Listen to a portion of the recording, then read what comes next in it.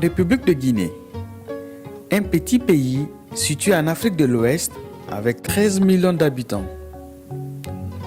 Sa capitale Conakry est une presqu'île, devenue aujourd'hui une véritable pôle d'attraction pour des milliers de personnes. À Conakry, la pauvreté bat son plein. Les rues, les grandes artères, les devantures des mosquées sont remplies de mendiants venus des quatre coins de la Guinée. Parmi eux, les plus vulnérables sont les albinos à cause du soleil qui a une forte influence sur leur peau et leur regard. Parlant de cette catégorie, les enfants albinos sont encore plus exposés, car ils sont ciblés pour plusieurs types de sacrifices, même humains. C'est à partir de ces constats que l'association d'insertion médico- et socio-éducative des albinos, DENCO, a vu le jour. Grâce au dynamisme d'une femme, Madame Nansira Bébé Simakan, elle-même mère d'un enfant albinos. Selon la présidente d'honneur, Madame Koundia Aïcha Silla, l'association DENCO a pour objectif. Notre association créée il y a seulement un an s'est fixée pour l'objectif d'apporter la joie dans la cité et de participer à la réalisation de certaines œuvres sociales en faveur des albinos. L'association a, dans le cadre de ses activités, initié ce projet de scolarisation des enfants albinos afin de faciliter l'éducation de cette couche vulnérable. Pour nous, aucun enfant ne mérite la rue. Chaque enfant a droit à l'éducation, à la formation et aux loisirs. Depuis sa création, l'association a déjà réalisé quelques activités en Guinée afin de secourir quelques enfants albinos, dont, entre autres, dont des fournitures scolaires à une vingtaine d'enfants albinos pour un coût global de 3 000 €. Inscription d'une quinzaine d'enfants dans des écoles élémentaires pour un coût de 2 500 €.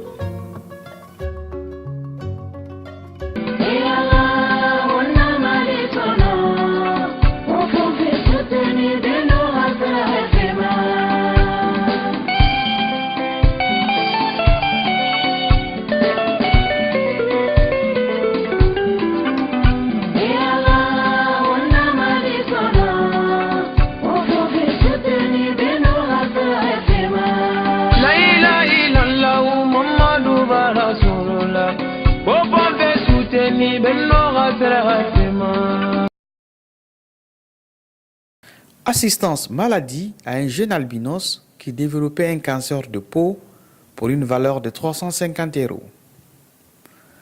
Toutes ces activités se sont réalisées devant les membres du bureau exécutif de la Fondation des albinos en Guinée. Nous disons merci d'abord à l'association DENCO pour ce geste.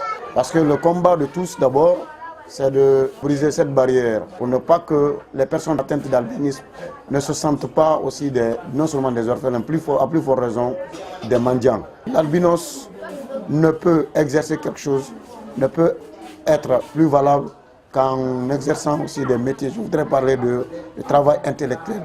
Et cela ne peut se faire aussi si l'intéressé n'est pas dirigé ou orienté vers le chemin des établissements.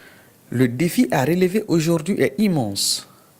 Lutter contre le sacrifice des albinos, favoriser leur scolarisation et leur doter d'un matériel protecteur pour leur corps, à savoir des parasols, des habits, des chapeaux, des lunettes de soleil. Au Burundi, en Tanzanie, vraiment nous n'avons pas les mêmes cas ici. Pour eux, c'est plus grave. Mais cela ne suffit pas qu'on les empêche. Parce qu'en Guinée, la ségrégation et la discrimination n'est pas tellement si grande pour le moment d'abord. si grand que le monde. Sinon, il y a les discriminations, il y a la ségrégation, ils rencontrent des problèmes parce que certains enfants qui sont parmi nous, au niveau de leurs écoles, leurs amis, d'autres les acceptent, certains aussi les acceptent pas aussi. Pour la Fondation, l'une des solutions à l'insertion sociale et professionnelle de ces personnes albinos est la scolarisation des enfants. C'est l'une de nos attributions pour les enlever au bord des routes, surtout les enfants et les vieux. Parce que ce n'est pas dû de leur faute d'une part à 50%, c'est des parents. Parce que vraiment, on a ancré dans, c'est ancré même, c'est pas on est ancré, mais c'est ancré dans la tête de certains parents des albinos que quand tu as un enfant albinos, d'abord que c'est un diable. On le diabolise. Deuxièmement, on dit que on peut le sacrifier, que c'est un sacrifice. Troisièmement, que s'il donne du bonheur, donc c'est-à-dire on lui fait même d'une marchandise. Il y a même une jeune fille à Mandala que sa mère même lui donne, c'est-à-dire il fait comme ça un objet je sais pas, de matérialisme parfois. À chaque fois, elle reçoit des dons à partir de sa fille. Vraiment qu'elle est bien arrêtée et qu'elle a une jolie peau aussi. Donc vous avez vu et que cette mendicité, certains parents ne veulent même pas sentir leur enfant. D'ailleurs, il y a un monsieur, c'est même pas un monsieur, il y en a plusieurs même, je ne vais pas indiquer. Quand leur femme donne naissance à un albinos, automatiquement ils chassent soit leur femme ou soit leur enfant là, cette famille. On a eu des cas multiples, des 50 tonnes même de cas qu'on a même essayé de résoudre ces problèmes-là au nom de la Fondation. Il y a même un autre conseiller juridique qui est là, M. Sow. Et il y a eu le même problème avec son papa. Il voulait se marier, son papa ne l'a pas soutenu. Il a fallu le soutien financier de la Fondation qu'il a pu faire son mariage parce qu'il n'était pas vraiment considéré par ses copines de sa maman dans le foyer. Donc on a tellement ces problèmes. En tout cas, notre lutte, c'est vraiment de faire quitter ceux qui veulent aller à l'école. Et ceux qui ont appris des métiers, vraiment, on essaye de les insérer. Et ceux qui ont fini leurs universités, ils veulent de l'emploi. Parce que même il y en a plusieurs à la fonction publique. C'est grâce à nous qu'ils ont intégré la fonction publique. Grâce au soutien des bonnes volontés, à travers les soirées de gala dénommées Nuit de la Solidarité, l'association Denko promet de continuer à œuvrer auprès de ces albinos jusqu'à l'atteinte finale de ses objectifs. L'association d'insertion socio-éducative des albinos Denko vole au secours des albinos de la capitale guinéenne.